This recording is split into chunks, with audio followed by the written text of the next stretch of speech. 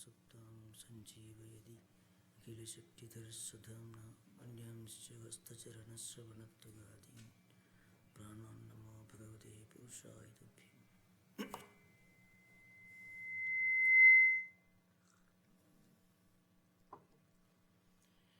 So, continuing the discussion, this morning some of our friends put a question about Shunyavada. So, just to cover the topic. Now, in Buddhist meditational practices, there are two fundamental schools, not totally unrelated. One is the what we call the Vipassana meditation, which also includes the concept of keeping the mind in a state of tranquility. It is samatha. So, Vipassana and samatha. Vipassana, literally it means a special insight into the reality of anything. So, Vi is a Sanskrit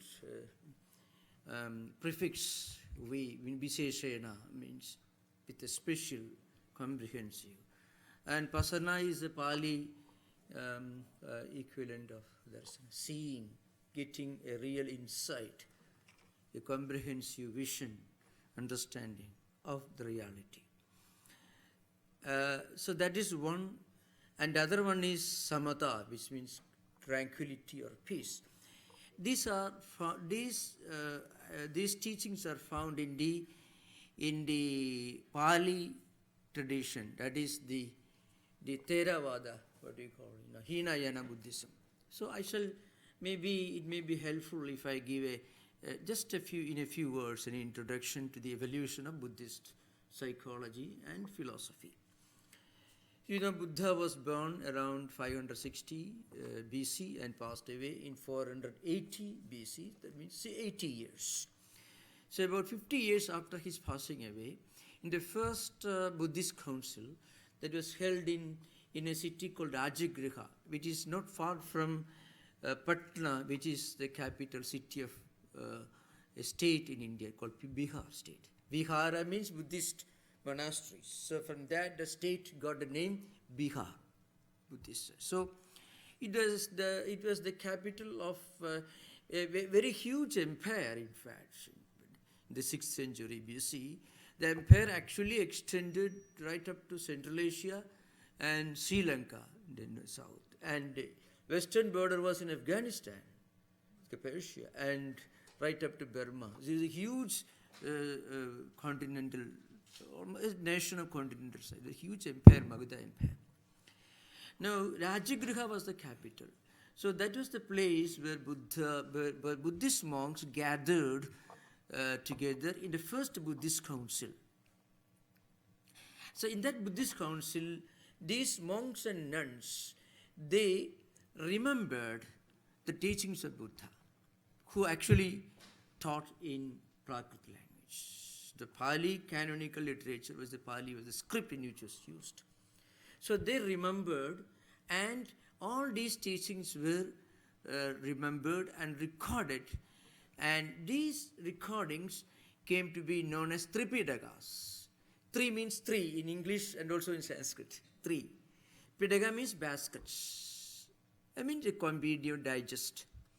So all these teachings were put together in a theological canon. It's all Pali, not Sanskrit. And the basic teachings mostly dealt with Buddha's life and his teachings, the Four Noble Truths of Dukkha, the Eightfold Path, the Ashtanga Marga, plus these meditative practices of Vipassana, mostly, Patanjali literature, Vipassana and Samatha. There is not much metaphysics in those teachings, Tripidakas. Sutta Pidaka is the text from which Dhammapada comes. So anyway, so that's a subject. Now, after about 350 years, a number of philosophical schools began to emerge in Buddhism. And as a result, Buddhism took two mainstreams, one is Hinayana and Mahayana. Hinayana means actually lower vehicle. That is not a very correct English translation. Hina actually means Thavira. Your Theravada means is Thavira. Thavira means orthodox. They were more orthodox. So you find many of the great ascetics were, and those who practiced this canonical literature in Pali, they all came from countries like Sri Lanka, Burma, Thailand, because the Pali canonical literature was more prominent in these countries. So, and in this tradition, there were two schools of realism, called Sautrantika and Vaibhashika. These are Sanskrit words. Sautrantika and Vaibhashika, both are realistic schools of Buddhist philosophy, in the sense they did not completely dismiss the reality, at least the momentary reality of phenomenal nature. So they came to be known as Buddhist realism, the realism in Buddhist philosophical tradition. In contrast to this, there was a movement of idealism in Buddhism, and that emerged in Mahayana tradition. So, and this Mahayana tradition took deep roots in countries outside India, for countries like China, Japan, and all these countries. So in the Mahayana Buddhism, two idealistic schools of philosophy emerged, Sunyavada and Vijnanavada. Sunyavada is the doctrine of emptiness, the great void, as they translate into English. And many of the Tibetan teachers translated these books into English after their flight from Tibet. After Tibet was overrun by China, they all fled from there, and they settled in India, and then they got spread all over the world. And many of the great Sanskrit classics in the Vajrayana and Mahayana system were translated and became popular in Europe and America after 1950s. Now, in that, the Sunyavada comes.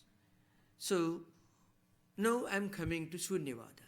In Sunyavada, in Sunya tradition, that is in Mahayana tradition, they emphasize not impermanence of the world. They believe in the impermanence of the world, as the Theravada Buddhists believe. We discussed this morning the impermanence, dukkha, and anatma.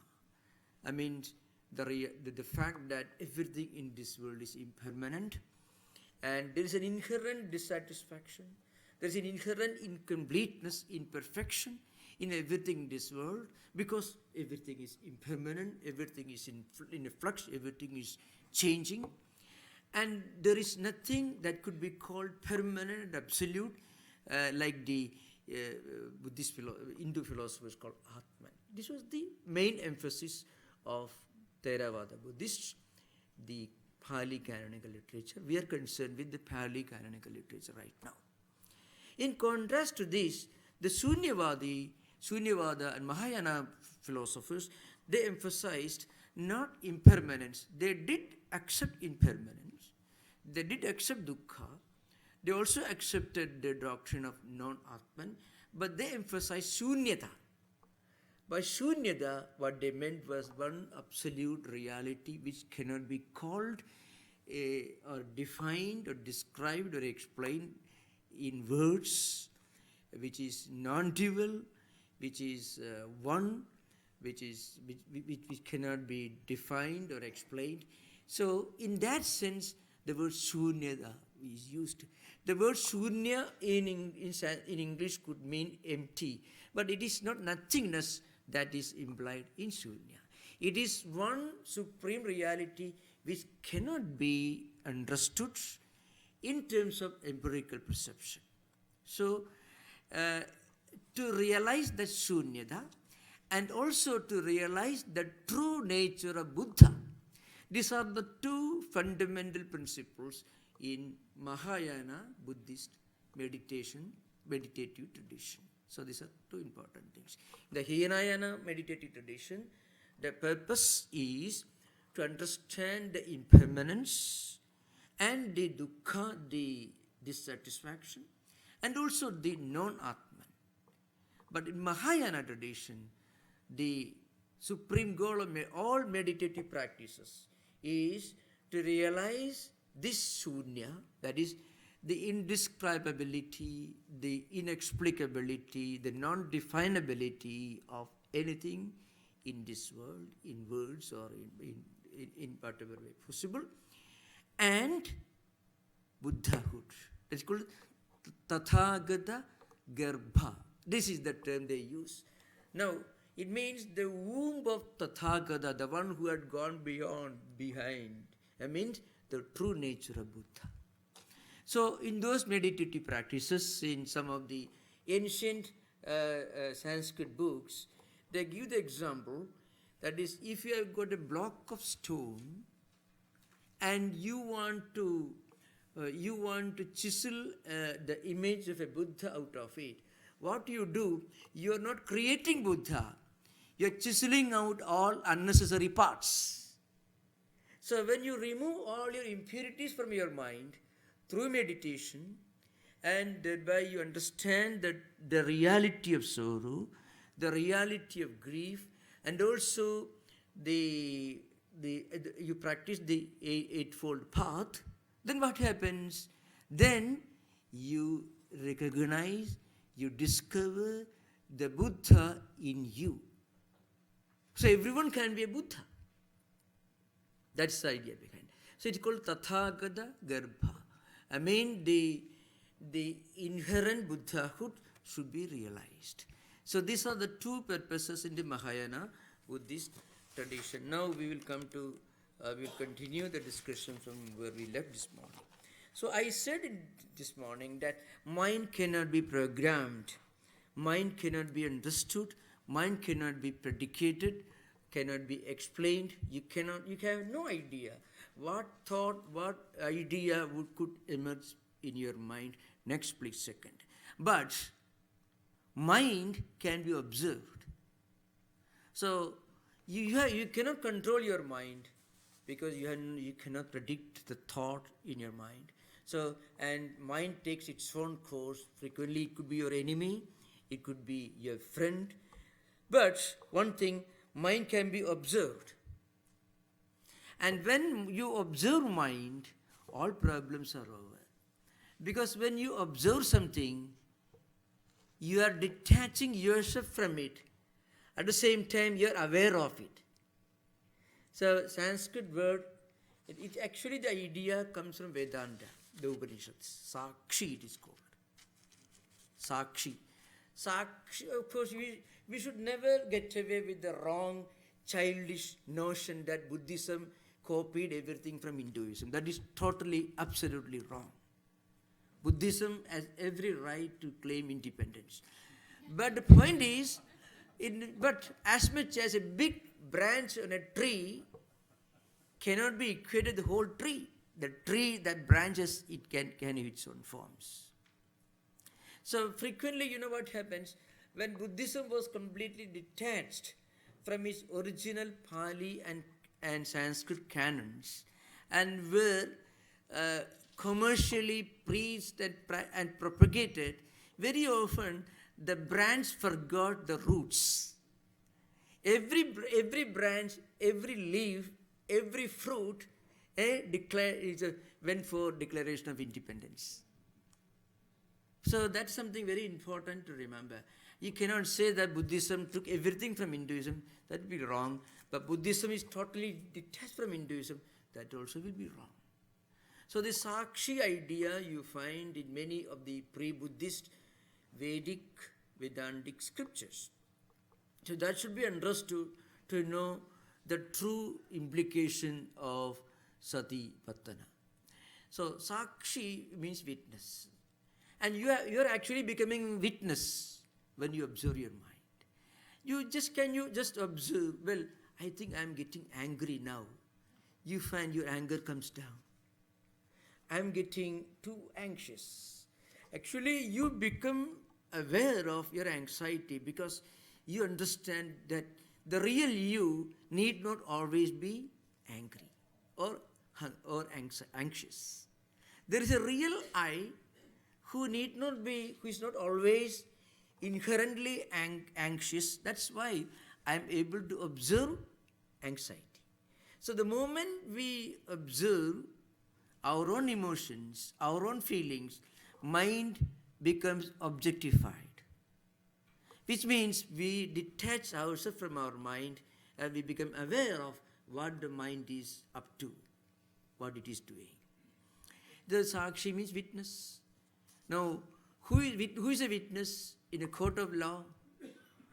You should not have participated in the incident. At the same time, you should be present there. So you should be able to give testimony. You should have seen this. But if you are yourself involved in the problem, then you won't be considered to be a witness.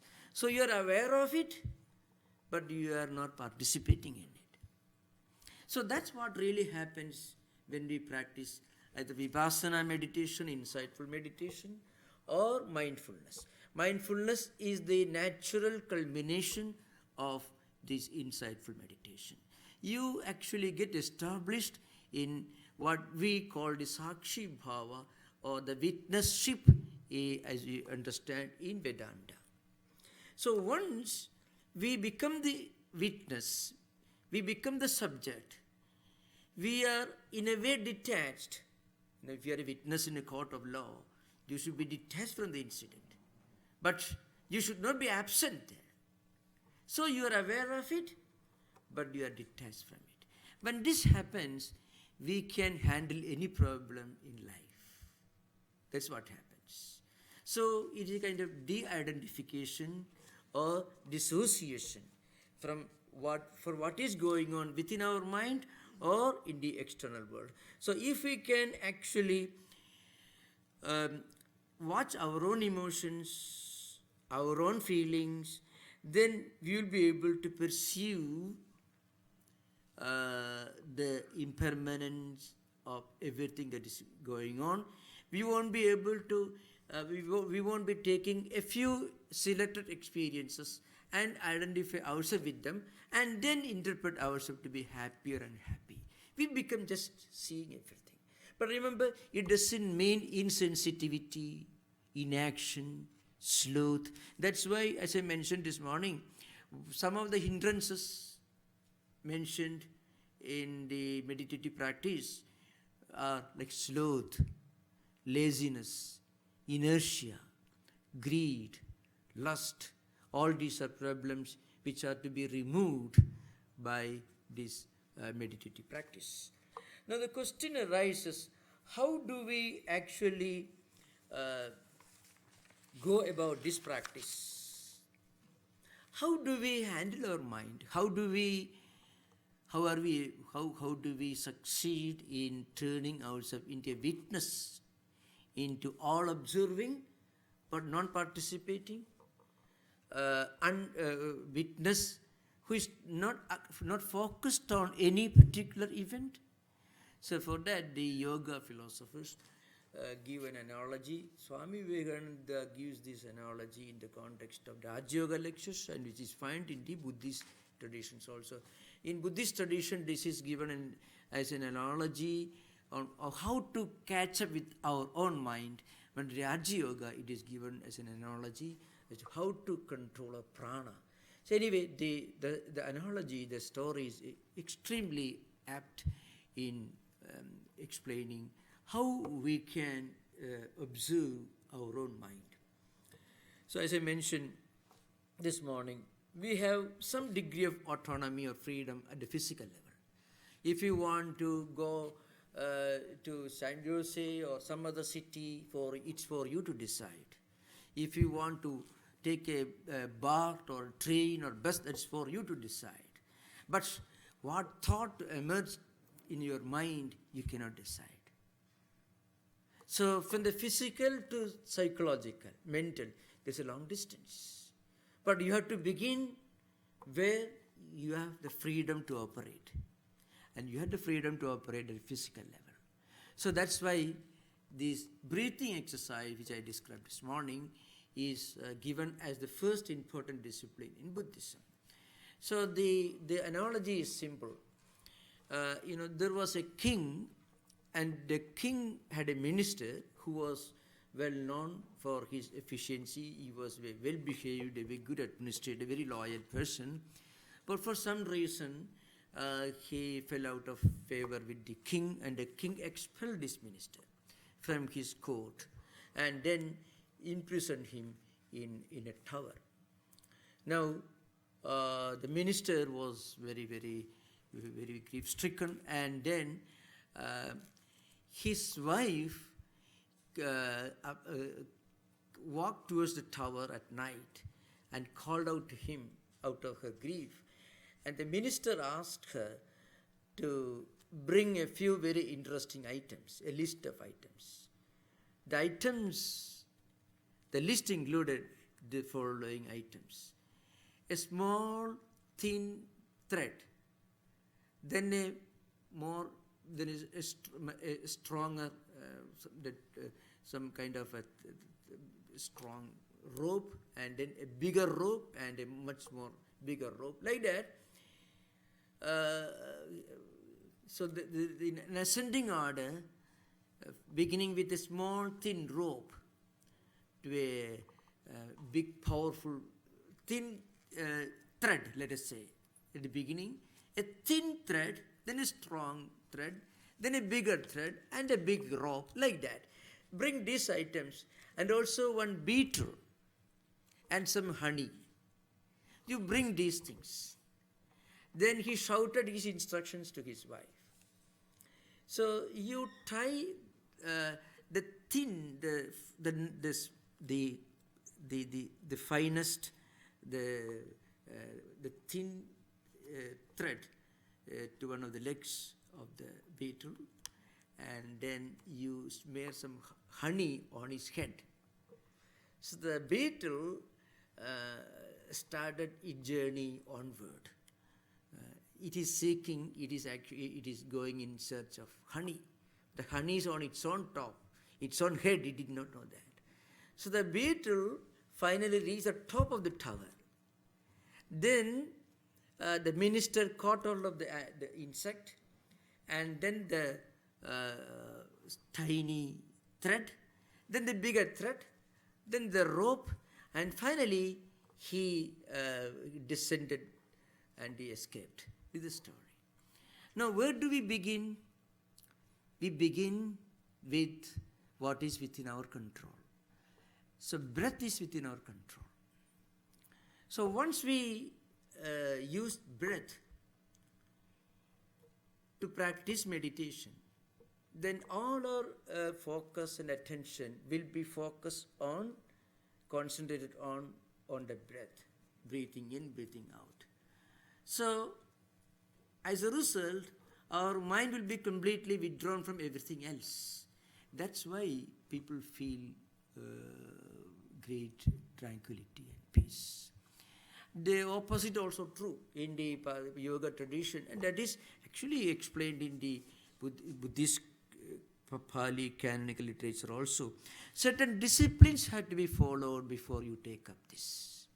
In the yoga tradition, yamas and niyamas, ahimsa, satya, asteya, brahmacharya, parigraha, these are yamas, and then shaucha, santosha, tapaswadhyaya, iswar pranidhana, these are the niyamas. So the first 5 constitute the universal disciplines, the second one, secondary disciplines. So unless you have some of these disciplines like non-violence, freedom from greed, freedom from possessiveness, freedom from anger, freedom from discontent, unless you have some of these qualities, and if you practice extreme meditation, concentration of mind, it can be dangerous. Mind will be sharpened, but meditation and these breathing exercises generate heat and energy. So this energy should be diverted to creative channels. If a very violent person practices a lot of pranayama, it'd be like a terrorist getting a hypersonic missile. We can imagine. A powerful weapon in the hands of the wrong man. Or a lot of physical energy and dynamism, but no mental restraint. So, yamas or niyamas are recommended in the yoga system. In the meditative system of Theravada Buddhist, certain disciplines, like for example, mental purity. That is one of the first purpose of meditation I mentioned. Then a strong desire to overcome sorrow, and also an ability to practice some of these disciplines we already mentioned here. The eightfold path, which is a very, very important point here. So it is called the disciplines mentioned in the meditative practices, like eightfold: samyak drishti, samyak ajiva, samyak vyayama, samyak samadhi, samyak smriti, samyak drishti. All is proper discipline, proper understanding. Your livelihood, ajiva, your action, your karma, your sankalpa, your thoughts, your vision, your understanding, all should be proper. Then our mental system gets ready for meditation. So this is one important point to remember. Now again I want to take up another very interesting subject. So there is an ascent from where we stand to this level of meditation, mindfulness. The ascent in Buddhist practice, as I mentioned, is the realization of the reality of incompleteness and the reality of impermanence of everything in this world. And followed by that, first discipline is samyak drishti, a proper understanding, a proper approach. And then samyak sankalpa, or thoughts, plans, ideas, then words that should not hurt others, that should not agitate our own mind, all these disciplines. And then samyak karma, actions. As I mentioned, every action produces its result, residual effect in our mind. We cannot escape from this residual effect of our own actions. Frequently, conflicts and anxieties arise out of wrong actions. We may be able to escape the law, but a sincere spiritual seeker will not be able to escape his own mind. So, wrong action generates wrong sankalpas, wrong ideas, wrong or negative samskaras. So every manifestation of negativity is essentially rooted in some wrong thought, wrong sankalpa. It is not samyak sankalpa, it is asamyak, wrong, improper. Or wrong words, we may have hurt somebody. That pollutes our mind, that pollutes others also. Also livelihood. And then again, samyak effort, samyak smriti, samyak samadhi, or concentration. All these 8 disciplines, as I mentioned this morning, they constitute the path of ascent from where we stand now to a state where meditation becomes easy, where our mind begins to cooperate with our own effort to meditate. So how to turn our mind from an enemy to a friend, how to confront negativity. This is an important thing to remember. The yoga philosophers analyze human mind in a much more comprehensive manner, which is all accepted by Buddhists also, you find. See, one of the schools of Buddhism is called Yogachara. That is called like Yogachara Buddhism is nothing but Vijnanavada. That is the subjective idealism. A much more evolved, much more highly evolved view of subjective idealism than Berkeley's appearance in reality. It's totally much more evolved, because there is a lot of spiritual psychology behind the Yogacara. They were all great practitioners of yoga. So they also accept this yogic or yoga analysis of human mind. Yoga psychologists, they analyze human mind and they come to a conclusion that depending upon the vrittis or the content of a mental system, human mind or mental system, not only human mind as such, the whole mental system, it includes emotions, feelings, reactions, all these, into 5 categories. Kshipram, Mudam, Kshiptam, Mudam, Vikshiptam, Egagram, Niruddham. These are the 5. I shall explain this elaborately. The first 2 states correspond to some kind of abnormal state. So we need not discuss this elaborately. So Kshiptam means restless but dull and inactive. Mudam means totally no response, not able to respond to anything. You can a moron, or you got IQ level below the normal level. So we are not going to discuss that. The third stage is called Vikshiptam. That's very important. The Vikshipta state is exactly the enemy of mindfulness. Vikshipta means a mind that is happy now, a mind which is happy, which is cooperative, which is very friendly now, but becomes unfriendly later. Suppose we go to a place, we listen to a lecture, great music, or maybe an art gallery, or we discuss with some great spiritual ideas. Suddenly we feel elated, we feel happy. And we sincerely take a decision to do certain things, to start some practices. But next day, when the time comes, we feel a kind of invisible mental block. The mental block manifests as procrastination, postponement, false justification for not doing what you actually should do, which means one part of the mind which consists of negativity or unfriendly emotions, it's part of our own mental system. That part of the mind is not friendly. So that, and so it tells, well, maybe tomorrow, I will not meditate today, tomorrow, maybe some. So false justifications, postponement. In fact, Patanjali is very elaborate in this his case, Vyadhi. He gives, it can be Bhranti Darshana, Alabdha Bhumigatva. Some of these problems are emphasized by Patanjali. I mean, wrong delusional ideas, Vyahadi, Sthanya, Bhranti Darshana, Alabdha Bhumigatva, a number of what we call antarayas, obstacles, which Mahasatipatthana Sutra calls it hindrances, or it is included in the Dhamma category. Dhamma consists of sensations, contents of the mental system, negativity, greed, lust, procrastination, sloth, lack of energy.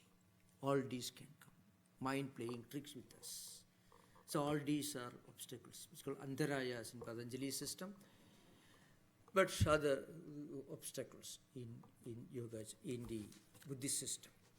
So what happens is, mind becomes vikshipta.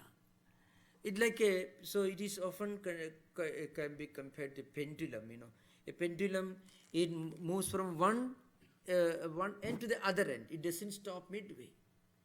You feel great, sincere desire to do great things, but you also feel an invisible obstacle, like a stone wall preventing us from moving forward. So this is the normal. This actually corresponds to normal state of human mind, including sincere seekers. Ekagra is an advanced state where you become concentrated on a single goal. Of course, the Buddhist psychologists point out something very interesting. What is that focus? What focus here means? The first discipline towards awareness. What is that focus that helps us to be established in mindfulness? Not interests, but when you when you concentrate on something because you are interested in it, you have no freedom. I mean, you cannot concentrate your mind on something in which you have no interest. So there is a slavery in it. So the ability to concentrate on whatever we want, something sublime and good, that is ekagra. Niruddha state is roughly corresponds to the state of a person who has achieved nirvana. So we are not going to discuss that. So what happens is, when we try to confront this negativity, we face these problems. The only way to face this problem is to support through good action. So Sammyak Ajiva and Sammyak Vyayama and Sammyak Karma. These three disciplines are given in the Ashtanga Yoga. So Sammyak Ajiva is the fifth one, Vyayama is sixth one, and Sammyak Karma is the fourth one. So fourth, fifth and sixth constitute the path of ascent from where we stand to a higher state. Our livelihood, our actions, our way of life, physical activities, words we speak, all should be appropriate. Then those actions generate spiritual energy. And when spiritual energy is generated, it manifests itself as contentment, serenity. And mind actually slowly becomes friendly to us. This is how we feel the reduction in conflict. Now, so I mentioned this problem of hindrances. So desire, ill will, sloth, restlessness, worry, skepticism, all this. So these are considered to be some of the contents. So one should be mindful of mind itself, so that when there is a greed in our mind, we become aware of it. Greed is gone. When there is hatred in our mind, we become aware of it. Hatred is gone.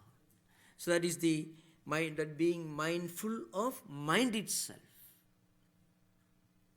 These are for some of the important foundational principles of mindfulness. The first and second are simple. The first is being mindful of body.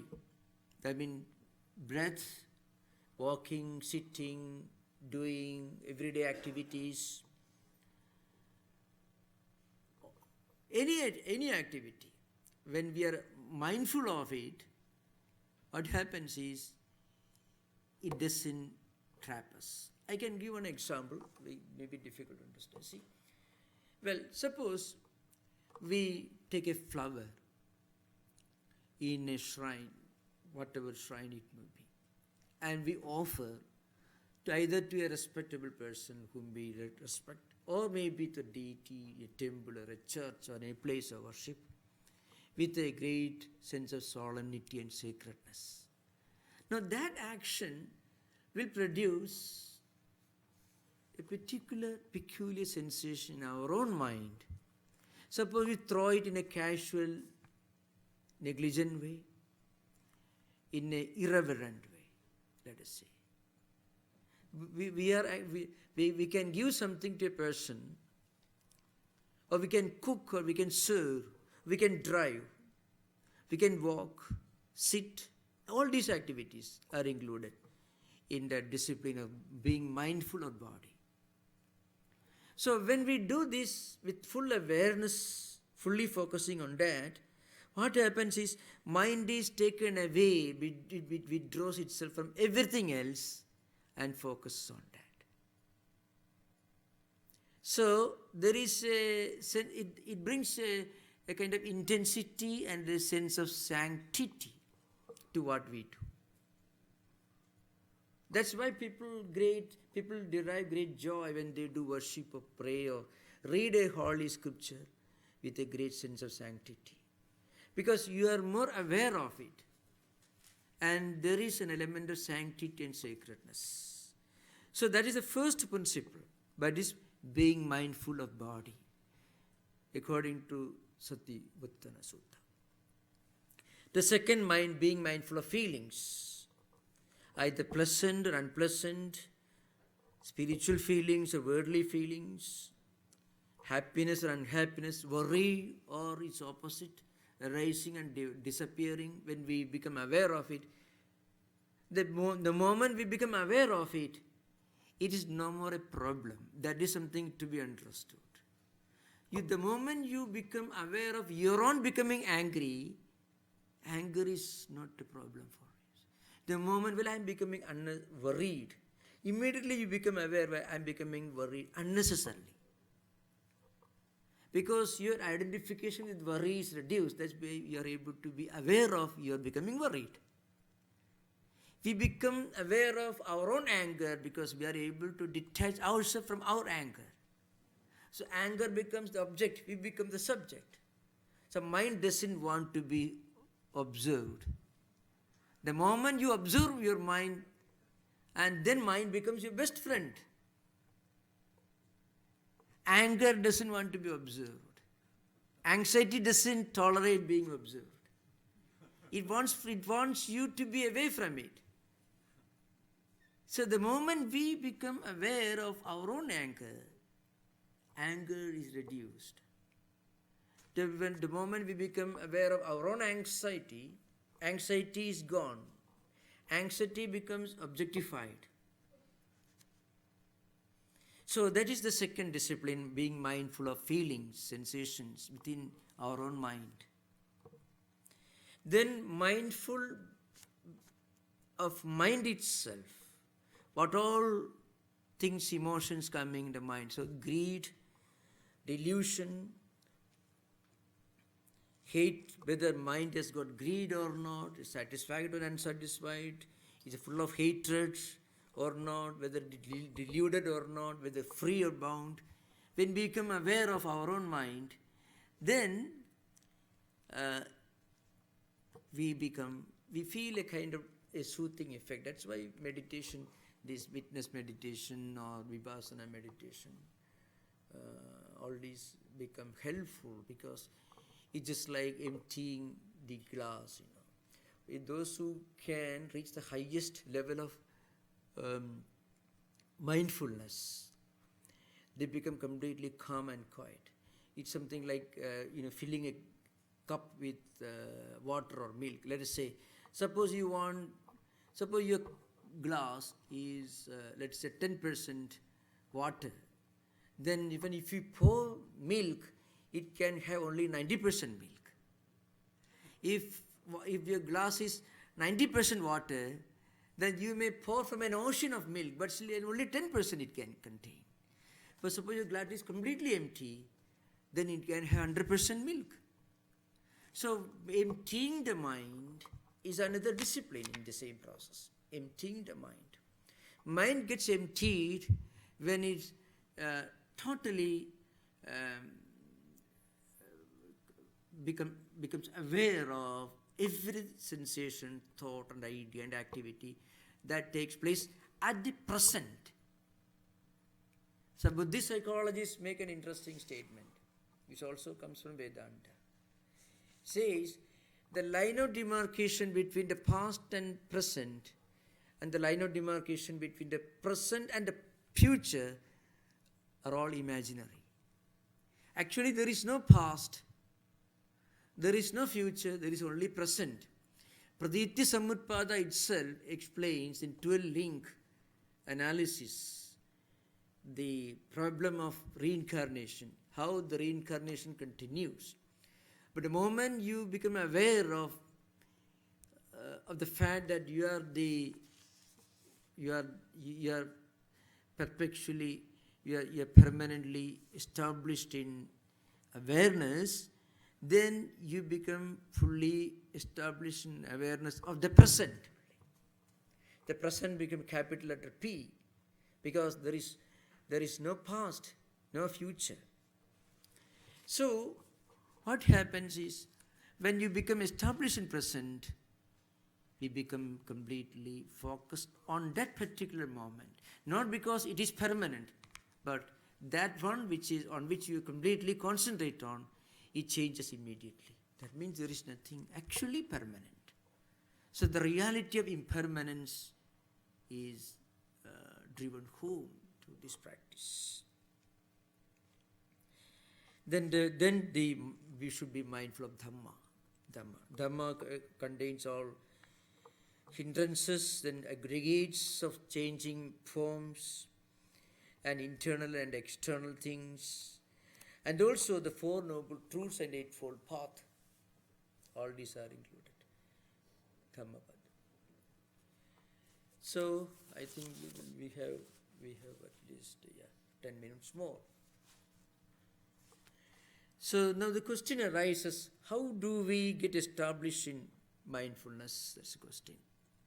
As I mentioned this morning, there is a long distance to travel from an intellectual understanding of the impermanence of phenomenal world and the state of being fully established in the awareness of that impermanence. That's the point. How to be fully established in the awareness, and how to travel from the state of intellectual perception to a state of being fully established.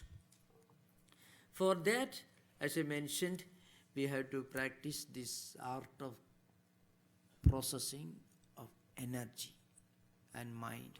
Mind should be fed with all possible positive ideas, positive currents, positive vibrations, positive karmas, vasanas, samskaras, and so on. So every act, every word, every thought can be turned into a tool for spiritually enriching the mind. And once the mind gets spiritually enriched, mind becomes, in yoga, Vedanta, and also Buddhism, mind actually ceases to be what we normally understand by the word mind. That mind is not a mind, because mind is, in a way, the views of Buddhist psychologists and Vedantists and modern psychology, mind is a stream consciousness, endless thought of continuing, changing thought currents. That is what mind is actually. Mind is not an entity, but it is a stream of thought currents. But the same mind becomes non-mind when you become aware of the fact that it is a stream of impermanent, changing thought currents. That's an important thing. That's why the Hinayana Buddhists, they insist on the discipline to be established in the conviction of the impermanence, because that is the most important thing. It's called Kshanikadavada or Kshanabhangavada in Sanskrit. Kshanikada means momentariness. Kshanabhangavada means every kshana, every split second, it emerges and changes, disappears, something else comes. So once we become aware of the momentariness of everything, including our own thought, stream of thoughts, our own mental processes, then we find everything in this world is nothing but a series of processes, not an entity. And that's what Vedantins also call Vyavaharika Satta, the empirical or relative reality, which is changing phenomenal world. And once this is understood, then we feel dukkha. Dukkha is not grief. Dukkha is the deep understanding, the insight into the reality that there is something imperfect and incomplete and satisfactory in this impermanent world processes. And once that is understood, we are convinced that there is no absolute reality in this empirical world. Then we begin to observe, we become aware of this. Being fully aware of this is mindfulness. So a person who is established in mindfulness actually becomes a saint without going to a temple or a church. Because every temple, every church, every place of worship, every established religion eventually ought to take you to this level. But Buddha devised a unique method, turning inward. We can turn ourselves into inward. But remember, Buddhism Buddhism produced some of the greatest temples in the world. It's a different thing. Buddha himself became a mighty, big, all-powerful deity.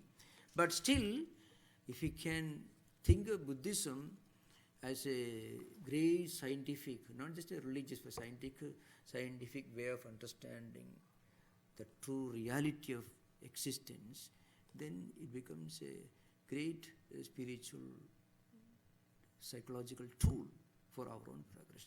Living in this world, going about doing our secular duties and responsibilities without going to a place of worship, but just taking in just a new perspective towards our own life, our own lifestyle, our own activity, our own way of looking at the world, looking our own job, our own profession, our own worries. A new paradigm, new way of looking at our own worries and our own problems, we can be spiritual. That's an interesting thing. All that it takes is a new perspective. So a perspective, it's not new discovery that I mentioned this morning. Impermanence of empirical world is not a big discovery. It is something which everyone knows. Only you are not being able to be aware of it all the time. You are aware for some time, then forget it. But Buddhism asks us to be established in perpetual awareness of what we all know to be the reality, the fact, but we frequently forget. So that's it. Today I just gave a brief introduction to mindfulness, and tomorrow we'll continue the discussion. Now we can have interaction. We have just about half an hour. Yeah. Can I ask a question? Yeah. You yourself. Okay. Okay. Please continue. Swamiji, today you talked about Sunyavada. Yeah. Wonderful. Thank you so much. Yeah. So in the Prajna Paramita, which is the Heart Sutra in Buddhism. Yeah. Sunyavada. Sunyavada. Yeah. So there they say form is empty, emptiness is form. Right. That is the famous thing. Now, in Shunyavada, essentially, there is no transcendent reality to emptiness. That means emptiness does not signify. That means there is no. How can I put it? There is no essential transcendentalism in emptiness. It is everything is devoid of form. So when we talk about the Buddha mind in the Sunyavada, it essentially means there is something transcendent, but that is not implied in Shunyavada. So can you actually help me bridge how exactly they make that leap to the Buddha mind? Yeah, in fact, this can be divided into two questions. First question is Shunyada itself. So Nagarjuna in his Madhyamika Karika, when he explains Shunyavada, Shunyam it is called, he uses words like non-dual, Advaitam, Anirvachaniyam, all these, in fact, the Rajasarpa Bhranti, the analogy of the rope and snake, all are used by Nagarjuna himself in Madhyamika Karika. And then there is a commentary by Chandrakirti on Madhyamika Karika. So Chandrakirti tries to define and explain what the real implication of Shunya. So he says, Shunya cannot even be called Shunya. Because if you call Shunya Shunya, it will cease to be Shunya. But Shunya is beyond definition, beyond names, beyond explanation, beyond description. So you cannot even call Shunya as Shunya. It is only a metaphor, it is only an approximation. Very much like Advaita. Brahman is the name of absolute reality. It is only an approximation. Now, that's one thing. Second point is the experience of shunya is different from shunya ideal. So Chandrakirti, driving home this idea, he gives the example of somebody who is taking an Ayurvedic herb. Many of the Buddhists, as I mentioned this morning, were great. They made great contribution to Indian school of medicine, ancient Indian school of medicine. So he says, suppose somebody takes a root or something for purification of his system, then eventually he has to remove that root also, because that itself becomes a problem. Like that, shunya, the word itself doesn't really signify or define shunya. It is only an approximation. So remember, one important thing to remember is the word shunya again was used as a metaphor for the absolute reality. And in the Pali canonical literature, impermanence, dukkha and anatma are used in the context of empirical reality. So Nagarjuna says the ultimate goal of human spiritual aspiration is to realize shunya. That shunya may be the realization of your own identity as the non-definable, indescribable, transcendental truth. That is called nirvana. What is the second question? Okay.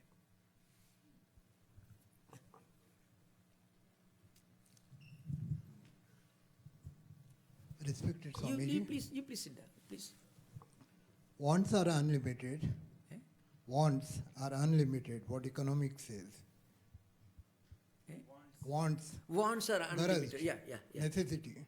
Yeah. So can we adopt right livelihood as a middle way economy in this empirical world, Yeah. where ecological system is getting hampered Yeah. by the new invention? For example, in Mumbai, Bombay, this metro and this fast-moving train, many trees are removed from the path, Yeah. from Bombay to Gujarat and all. So this nature puts ecology in order. If you take here, it will restore somewhere at another place. But in the way that place is getting totally damaged. So our right livelihood is, I think, is the best way. Yeah. So, Swamiji, you got me what I want to say. Because in right livelihood, bhikshu can go to place, and in one pot he can get and he satisfied his food. Whatever he get in that pot, he satisfies himself. Likewise, our traditional economy, where barter system was there, we used to exchange things. Yeah. And we never wanted to travel long distance. That is not a proper economy as per our traditional way. But this modern way of economy is disastrous, what I feel. Yeah. So livelihood, right livelihood, I think, and Buddhism is a scientific way. You are right. In a way, you are right. Actually, that's why there's a great interest in Buddhism, really. Because Buddhism places before you certain fundamental ethical, spiritual principles that everyone can practice, including industrialists or ministers, governments, or without without believing in some religious tradition or whatever it is. It's so universal. So, of course, Vedanta also, Ritam, the idea of Ritam being the cosmic equilibrium in which all people follow certain disciplines so that life in general will not be disturbed. Human life will not be violated. There's an inherent rhythm. It's called Ritam in Vedanta. That's what dharma. Dharma is different, Dharma is not what is meant by here in this context. So Buddhist principles of Buddham, Dharmam Sharanam Gacchami. So I take refuge in Dharma. That is a There's a higher principle. That dharma itself is a way of living without disturbing the inherent rhythm of cosmic life. Yeah. Thank you. Thank you. Yeah. Please. Yeah. Swami, I have a comment and a question. I had a conversation with Bobby earlier this morning, and it occurred to me this story about the Buddha and the visions that he had, how he found his motivation to seek that higher truth. That there's a pretty close parallel between that and ourselves. Yeah. Right? That we're also encouraged, particularly in this culture, to be youthful, to be perennially youthful, to seek wealth, to retain wealth, to deny the possibility of aging and illness, and how much investment, how much energy we invest in those strivings. So that was interesting for me to think about it like that. Yeah. You know, the idea of impermanence of everything is a great ethical principle that can check the rush for prolonging. You cannot live forever, but we can only prolong death. That's all.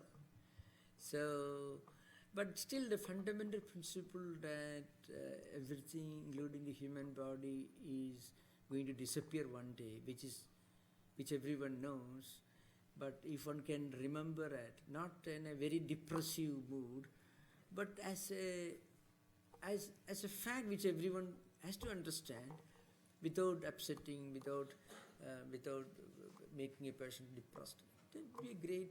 It can give a lot of wisdom to. It can bring a lot of wisdom to human life, because many of our ideas, greed, and too much of desire for possessing things, also are rooted in one central principle that we are going to live forever. So this is, in the Mahabharata there is a statement in ahanya bhutani gachanti avimalayam tesham savaramichandi, that Yudhishthira says, every day, every moment, means every day, every moment, human beings, animals, insects, they're all returning or maybe going to the abode of the Lord of Death. That's a literal translation. The Lord of Death is open a door and people are marching. It's going on for the last several millions of years. Okay. But still, somewhere at the back of our own mind, we have the feeling that we are going to live forever. And that's what Yudhishthira says. And this is the greatest mystery, he says. This comes as an answer to your question. What is the greatest mystery, the most wonderful thing in the world, which everyone knows? You don't need any education to understand this. But still somewhere in this rush for prolonging life, or greed, or possessing things, there is an inherent delusion that we are going to live forever. So there you can see the relevance of Buddha's teachings, impermanence of things. Yeah. So my question is about acquisition of awareness and mindfulness, and how do we arrive at the doorstep of being able to do that? I mean, when you said we're mindful and we're able to observe states, let's say emotional states like anxiety, even if we're mindful of those states, doesn't mean that they're going to magically disappear. They're going to still, they take those emotional states. There's they take refuge in our minds and take their residues emotionally in our bodies as well.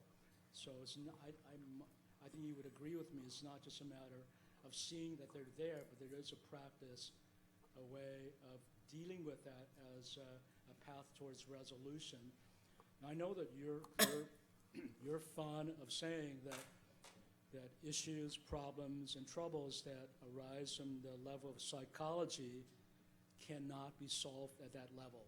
Yeah, I And mentioned that they can only realistically, reasonably be resolved from a higher level, and you're referring to this as spiritual practice. But I'm thinking, I mean, there are people who are so troubled, who are so hurt by life circumstances, have been so traumatized by developmental kinds of traumas that doing meditation is a very difficult proposition, maybe even ill-advised thing to do. So I'm thinking that preparatory to doing the spiritual practice, that there are Western psychologies, there are theories and practices that are helpful, are potentially helpful, that prepare people to even be aware of these other possibilities that you're talking about.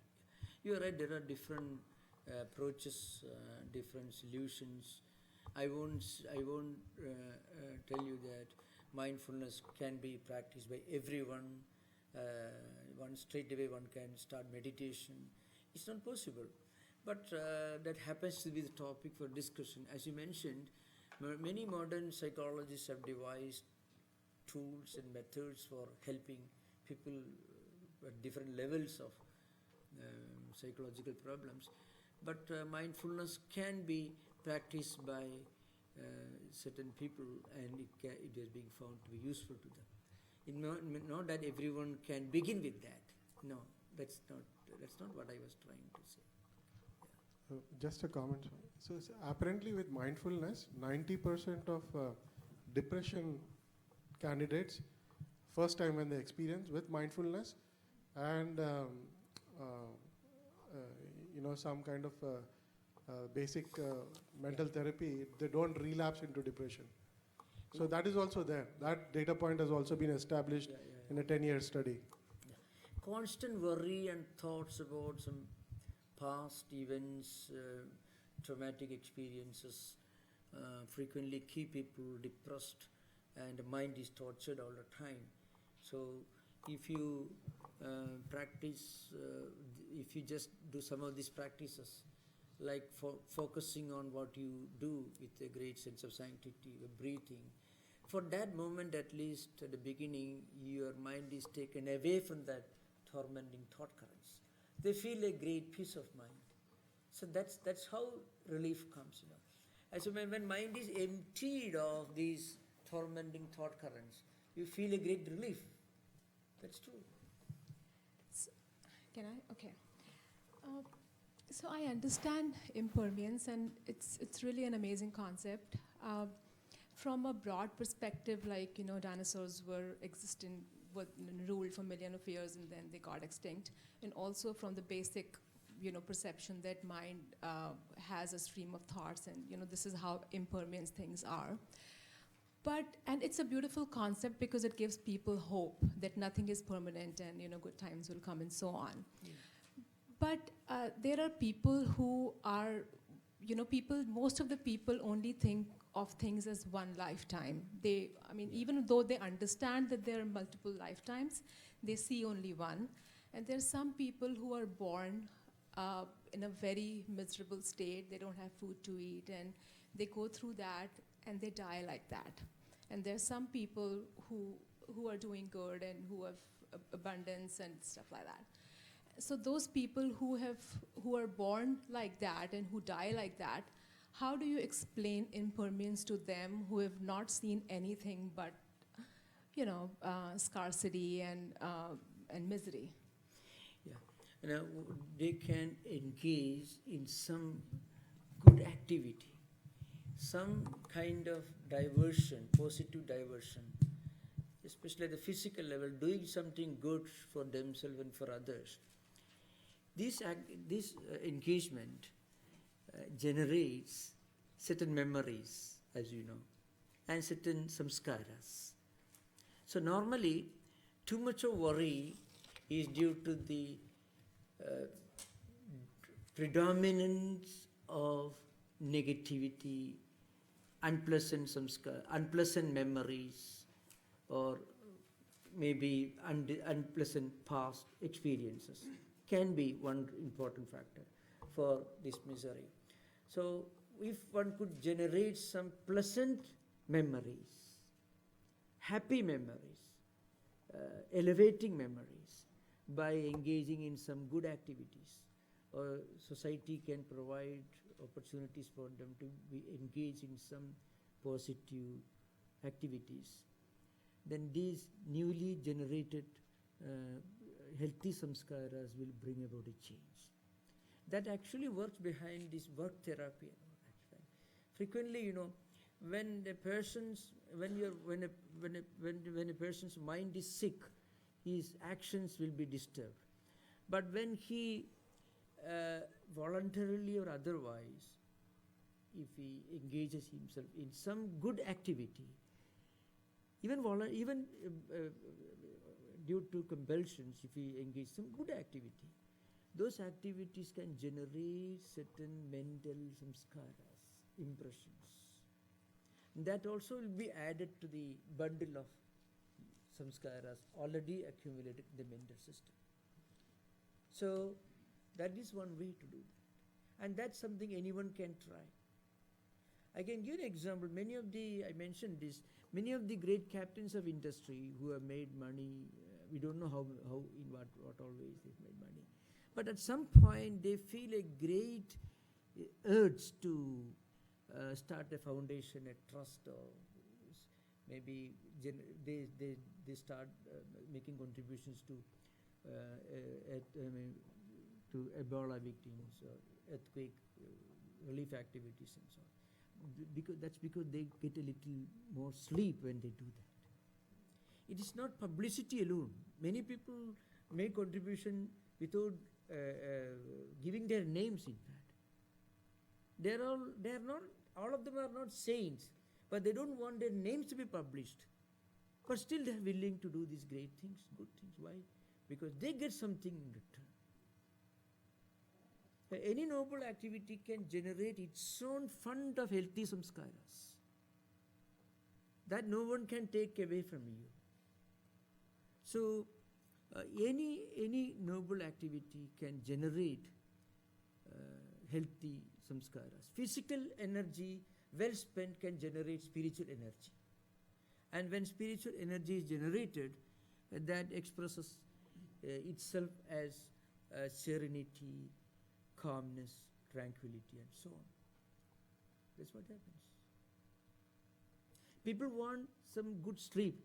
The richest billionaire may not be getting sleep. He has to take pills for 2 hours sleep. So he draws a check for some earthquake victims. Immediately he gets little peace. And he doesn't want his name to be published. So what is the explanation? By doing that, they are getting something in return, something invisible. Which fact means, which is fact.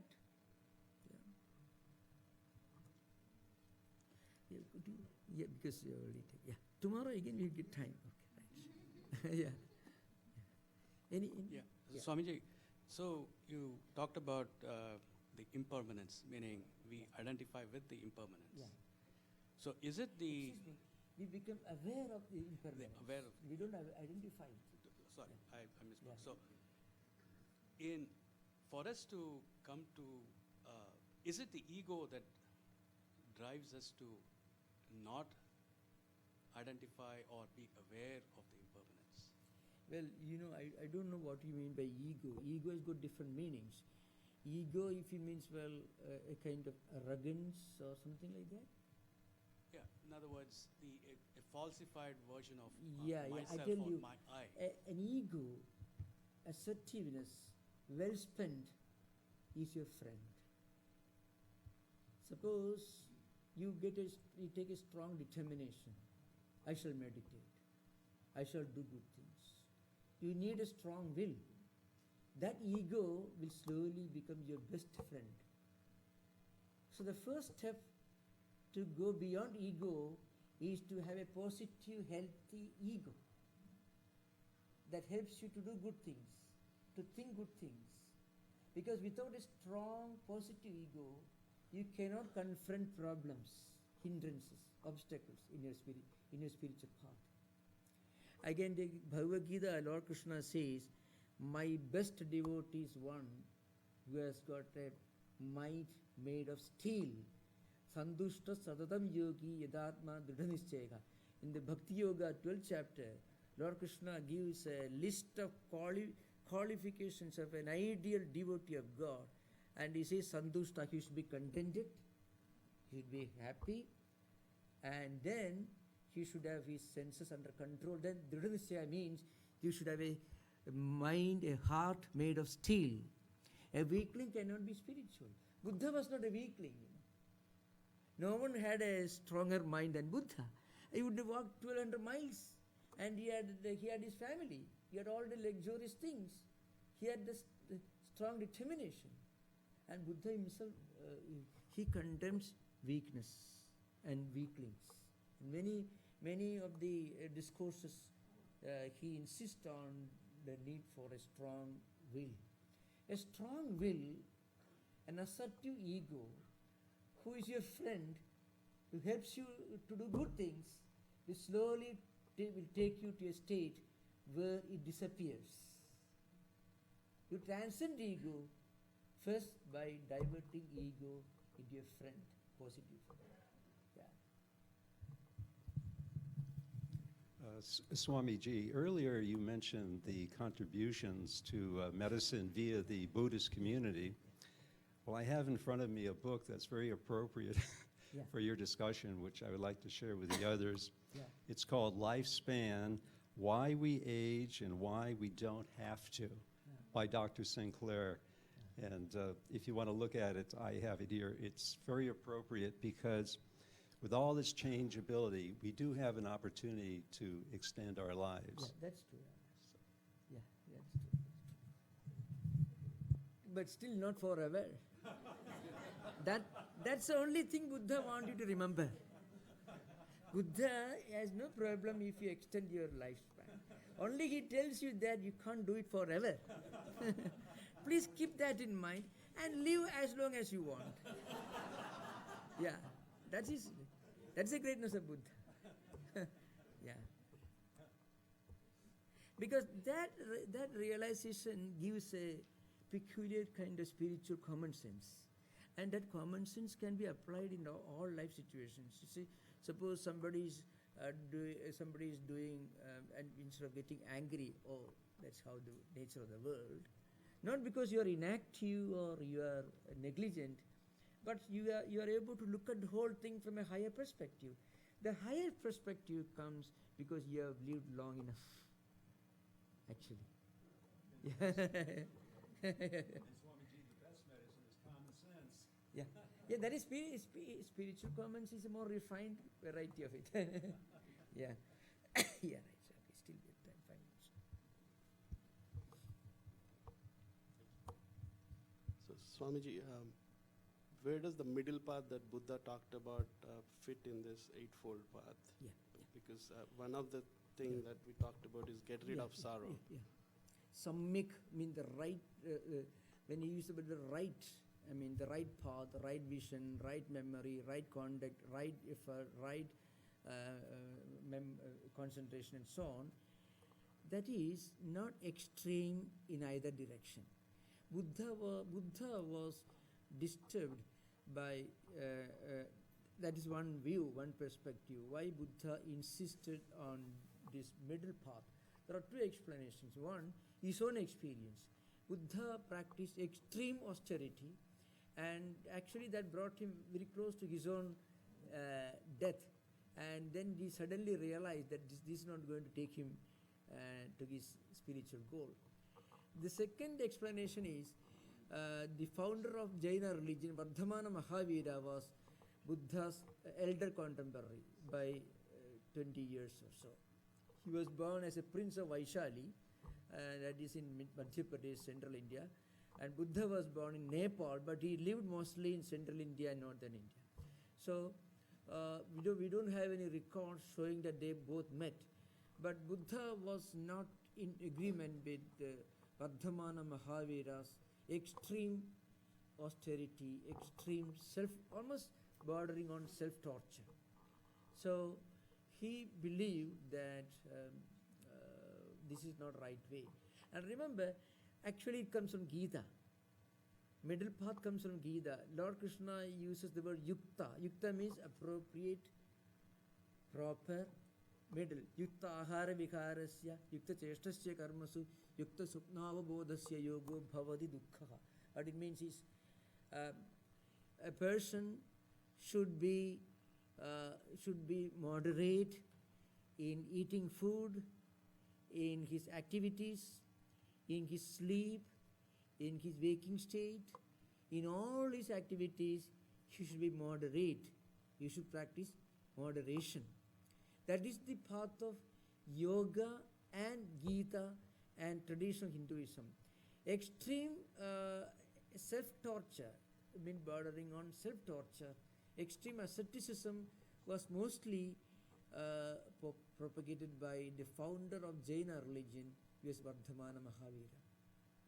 Extreme non-violence, closing all, so that in bacteria, insects won't enter your nose, and all things like that. Buddha was very, very, very sensible, very moderate, very, that's a middle path, means neither, not going to either extremes. Middle path, samyak. Samyak means appropriate, the right, proper. That's idea.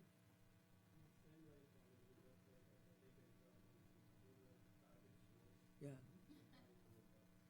100? For what? Yeah. So I think that God bestowed me $100. I pocketed $100. And then somebody lost $100. They're looking for it. So how do we right action here, right? Right discrimination, that power of discern to say. You hey, need not be Buddhist to avoid taking it, put in our shoulders. So one need not practice Buddhism to tell ourselves it's not proper for me to take to it. follow up, somebody else was asking that question. A person who's, I know you mentioned mindfulness Yeah. is not for everyone. Yeah. Somebody who's hungry, who's doesn't Yeah. have money, for him mindfulness is not really. You're Watching, witnessing is right. not really No. helpful because it's not really Yeah. filling his hunger. No, I agree with you that mindfulness may not be immediately promptly practiced by a person who is still trying to get a job with essential needs. You are right, that's true. Mindfulness actually naturally comes to a person when you have many of your normal requirements met. Still you are looking for some higher balancing ideal in life. Others may not feel the need for something like mindfulness. They may go and pray to God for getting a job, or it's perfectly okay. Mindfulness cannot be applied to everyone. But I tell you, everyone can practice if he wants. That's true. No one needs to wait till every desire is fulfilled to practice mindfulness. Not at all. That never happens.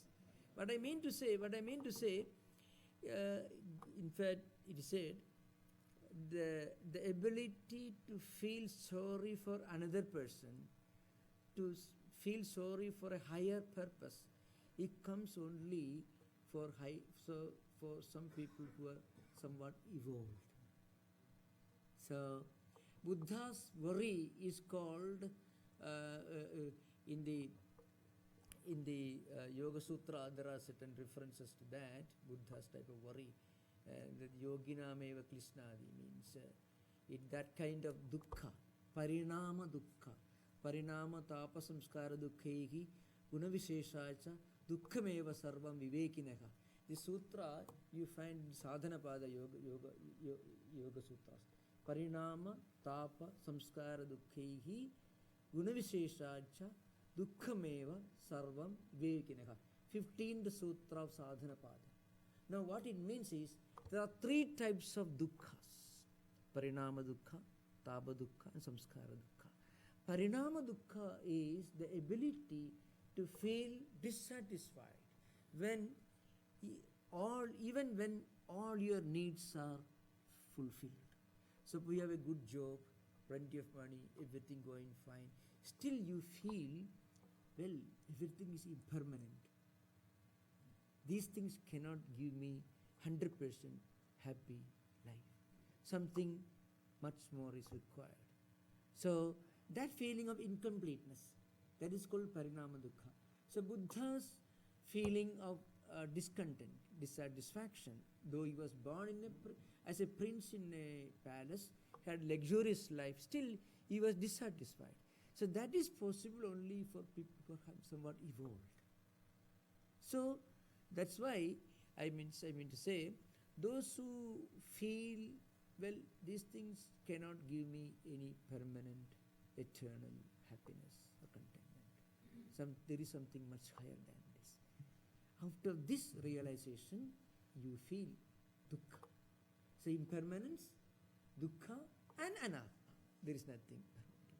That is the emphasis of this Satipatthana Sutta which we are discussing. Okay, thank you. Yeah, we have time over. We can conclude today. Tomorrow we can continue discussion. Okay. Om Shanti Shanti Shanti Harihi Om Tat Sat Sri Ramakrishna Arpanamastu.